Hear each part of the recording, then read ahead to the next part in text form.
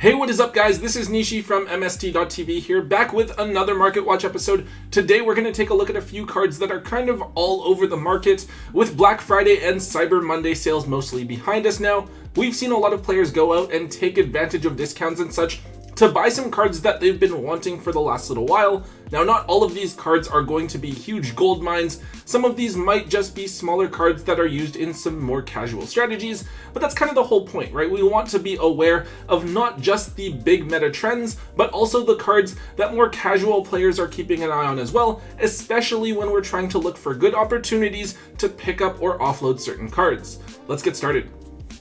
To get things started, we'll take a look at Floowandereeze and the Advent of Adventure. This is a card that was actually already trending upwards, but saw an even bigger price spike after the ban list came out last week. Now, back when the 2022 Megatins came out, the Advent of Adventure went from being around $10 up to $20 because it was one of the few Floowandereeze cards not to be reprinted in the Megatins, and with everything else so cheap, people decided to target this card as a buyout target because people would actually need it in order to complete their deck cores. Well, it just so happens that Floowandereeze actually ended up being a top tier meta strategy that is able to compete with Ishizu tier limits thanks to its ability to run cards like Barrier Statue of the Stormwind, Dimension Shifter, and Harpy's Featherstorm. Last week we just saw Dimensional Fissure and Macrocosmos both go to 3, both cards that the tier limit deck is going to be afraid of and Floowandereeze can run without hurting themselves as a way to counter the best deck of the format. Although the deck did lose access to Mystic Mine, these other floodgates should play a big role in helping to slow down Ishizu tier, and a lot of players suspect that this will help to keep Floowandereeze as a tier 1 strategy with the best possible chances of stopping Ishizu tier this format. The Advent of Adventure only ever got one printing as an ultra rare from back in Battle of Chaos, and therefore it isn't expected to be reprinted until the 2023 Megatins. Because of this limited availability, the card has continued its upward trend and is now sitting at $33 a piece on TCG Player. Whether or not you want to grab this card is up to you. If you really want to play Flu, then obviously you need to grab it. But if you do, you obviously have to be aware that the card is going to get reprinted and or the deck will get hit over the next couple of lists. If you don't plan on running the card though, you might just want to offload the card now while its price is at an all-time high. Next, let's take a look at Kashtira Fenrir, which is basically the chase card out of Darkwing Blast. Fenrir is a monster that absolutely dominated the game over in the OCG, but here in the TCG, I feel like it hasn't quite yet made its presence felt. It can still be a really strong card, but I think that the format is just so built around Ishizu tier limits, especially since we don't yet have Photon Hypernova released here in the TCG. Now, that being said, once that set does come out in February, expect this card's usage to skyrocket. With the new Kashtira support, this card becomes even more valuable as you can use it to search for other Kashtira monsters, as well as remove problem cards from your opponent's board. The deck is even able to run Dimensional Fissure and Macrocosmos in multiples as well, which may be useful if tier limits are still a strong deck at that time. Now, that being said, Fenrir was trending down at about $60 a piece, which was a bit lower than I was expecting it to sit at, especially after seeing some of the early price jumps. However, I think that people looked at this past weekend sales as the best time to go ahead and just buy the card, since they were probably going to need to buy a few copies anyways, and because of this, Fenrir did see a solid $10 price jump and is now up at $70 per copy. Obviously, if you don't like Fenrir, then you don't have to use it, but I think a lot of people will view it as a staple card and will want to own at least a set moving forward for themselves to use. Expect this card's price to remain pretty steady moving forward. It's already quite high, so don't go ahead and buy it and expect to resell it at $100 or anything crazy like that. But at the same time, if you want some for yourself to use, I would just go ahead and grab them because I wouldn't be expecting the price to come down anytime soon either. Alright, so this one is actually a meta tech card, but I think it's still important to note. Set Rotation is a quick play spell card that is limited both in the TCG and OCG, which I think makes sense when you also remember that Terraforming is limited too. It lets you set a field spell from your deck to each player's field spell zone, but they each have to have a different name, and then while that card is set, you can't activate any field spells over it. So this is basically an extra copy of Terraforming, providing easier access to your important field spells, and something like Perlerino is one of the best in the game. In the OCG, this card is used to help tier limits access their one copy of Perlerino, as well as put the new Kashtira field spell to the opponent's field spell zone. Not only does this help you to get an important card out of your deck, but it can also help to shut off your opponent's copy of Necro Valley, a card that is very commonly cited against tier limits. We don't have the same cards here in the TCG quite yet, but after the release of Photon Hypernova, I think that this could definitely be a thing, especially when you consider that we just had Metaverse go to 3.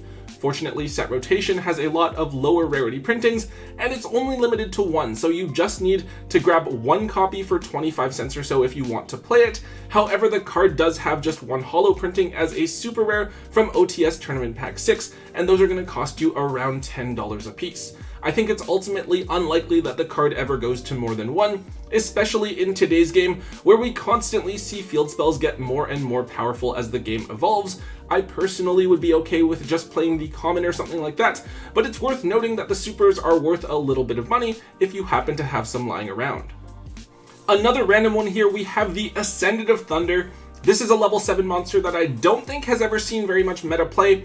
Basically, you can pay 3,000 life points to special summon this card out of your hand for free. If your opponent destroys it, you do gain 5,000 life points, so it could put you ahead. I don't see why your opponent would really do that. Rather, the idea is that this is a level 7 monster that you can summon really easily in the Kashtira strategy, even if you already have monsters on the field, and it helps to facilitate making rank 7 Xyz plays. It's definitely a cute card. I don't know how necessary it is to play this card after Photon Hypernova when the deck actually gets a good next wave of support. But I guess if you want to play Kashtira now with just the first wave of cards, you might want to run this card. The Ascendant of Thunder has only ever been printed as a common. I believe it was in Code of the Duelists and then again in the Megatins. And technically Code of the Duelists came out like 4 or 5 years ago, so this might not actually be the easiest thing to find lying around in your bulk. However, if you can grab some, this card is actually worth a solid $5 to $7 depending on if it's the original or reprint copy. I guess it's a cool tech card, but personally I don't think it's worth grabbing. They probably won't be using this card once the second wave of support is here, so you'd only be using it for the next month or 2. That being said though, I think it's absolutely worth digging this card up out of your bulk if you were playing back when Firewall Dragon came out, so that you can offload as many copies of this card as possible. Next, we're moving on to Welcome Labyrinth. So I'm not saying this just because of how much I like the deck, but Labyrinth is actually shaping up to be a really solid stun deck over in the OCG. Obviously, their game is dominated by the Tier Limit deck as well, but after that, it's Kashtira and Labyrinth that are the strongest decks up. Of course, Labyrinth does also get big welcome in Photon Hypernova, so although the deck probably isn't going to be top tier here in the TCG either, it's still cool to know that the deck will be able to at least hold its own. Welcome Labyrinth is of course a key card for the strategy. It's basically a Scarlet Sanguine, summoning any Labyrinth monster directly out of the deck. Now over the last month or so, we have seen this card start to trend up in price. This was down at around $17 for quite some time, actually like most of the time since it was released. Now, however, the card has climbed all the way up to $27 to $28 for a single copy. This is a decent amount, especially when you consider that Tactical Masters also contained the Runic cards, so that's potentially 2 really solid archetypes to have come out of the same side set. Obviously, with the theme being so new, I don't think that they'll reprint the cards anytime soon. It's not like they're a dominant archetype the way that Eldritch or Adamancipators were.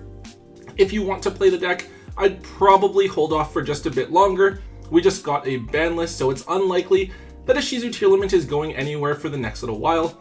I'd expect this card to fall to between $20 to $25 as people slowly put Labyrinth to the back of their minds, while Tier Limits and Fluwanderies are the top tier decks, though this card does also have the potential to go up in price later on down the road. Okay, so this one's another random one. It's also a card I haven't thought about in a really long time. Apparently, Brotherhood of the Firefist Eagle is a card that has seen a lot of attention this past week. This is a Link 2 monster that requires 2 Beast Warriors to make. It allows you to use the effects of Fire Fist monsters without having to send Fire Fist or Fire Formation cards to the graveyard as cost. Now theoretically this card is pretty broken, but then you remember that, well, like, the Fire Fist cards just aren't that great at all, and you need to play too many bricks and there's so much setup, so you can see why the card has kind of fallen into obscurity. I don't know too much about the reason for this card going up in price. One of my friends told me it's something to do with Tellarknight Ptolemaeus, the card that just got unbanned, and some sort of like FTK. I literally have no idea, so let me know down in the comment section if you guys know what's up with this thing. It's not like the card is crazy expensive or anything now, but it has gone from being down at like $3 to now being $5 to $6, so I guess like percentage wise that's a decent enough jump. The card only has one secret rare printing from back in Fist of the Gadgets, which is one of the more disappointing side sets that we've seen in recent years, so the card may be a bit difficult to find at your locals. However, the card's price point is low enough that you can probably just grab a copy online and not feel too bad if it dips a little bit back down in price. Alright, the last card we have to take a look at for today is Amorphage Sloth. Now the Amorphage monsters are all kind of weird. They're a pendulum archetype where they all have effects on the field where neither player can special summon monsters from the extra deck except for Amorphage monsters. Of course, with the way that Yu-Gi-Oh is played now, this means that these monsters are all floodgates if you can bring them out. Now these cards are also all dragon type monsters. What this means is that with the Bestial cards, you can interrupt tier limits, then go into a Hieratic Seal of Heavenly Spheres as an additional interruption, and when you do, you get to summon Sloth out of your deck to further stun your opponent. Now Goliath is the level 8 Amorphage that's a bit bigger stat-wise, though it doesn't really matter since they come out 0/0 when summoned by Seal, but Sloth is the one that gets to see play with the Bestials since it is also a level 6 monster. So if your Sloth happens to get hit by Infinite Impermanence, for example, you can still theoretically go into a rank 6 like Beatrice or Wallow if you happen to play them. I guess it's interesting, though I think that a lot of extra decks might be too tight for this package. I guess if you were playing like pure Bestial or Bestial Dragon Link, that might be something to consider.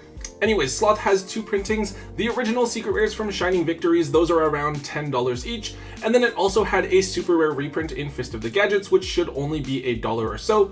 Kind of an odd one, but the Amorphages do pop up every now and then when dragons see an uptick in play, so this is certainly a card that's worth keeping an eye on for now.